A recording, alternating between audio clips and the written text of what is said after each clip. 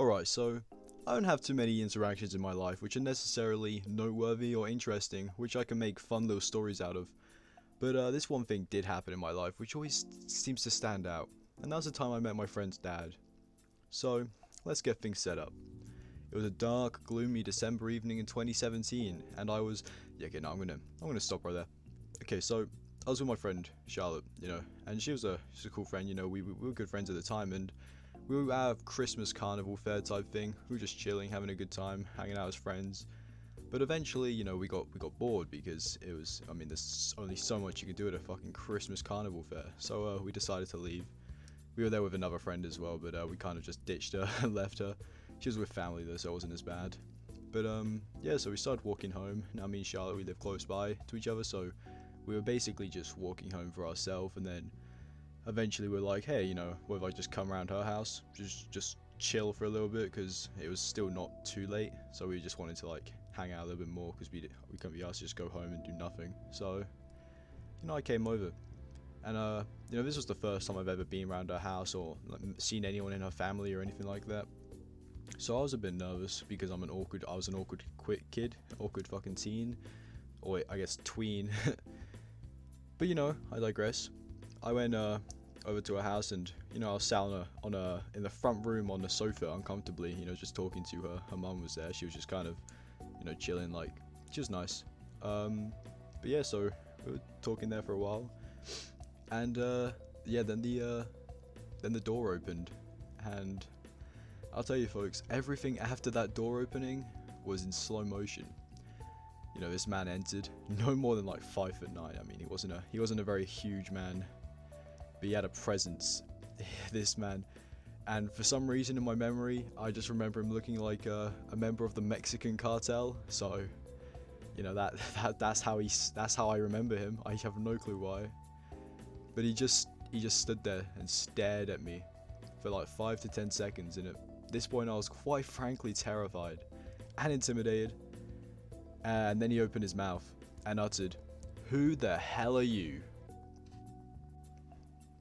Now this man looks like he wanted to run at me, full speed, jump at me, feet first, crushing my ribs, and then continuing to simultaneously curb stomp me and rip each individual fingernail off, and then proceeding to rip my heart out and take a bite to assert dominance.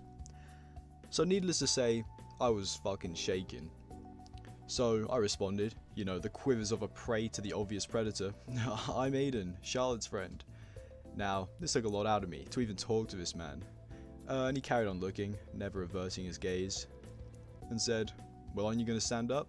Of course I did immediately. I did not want to fucking ignore this man. And so we both stood, staring at each other.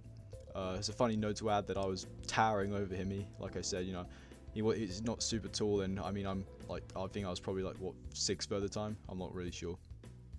But yeah, so we were just there, and it was starting to feel a bit heated. I think he didn't like the fact that I was a bit taller than him, and I really did not know what was going to happen until Charlotte uttered the saving grace.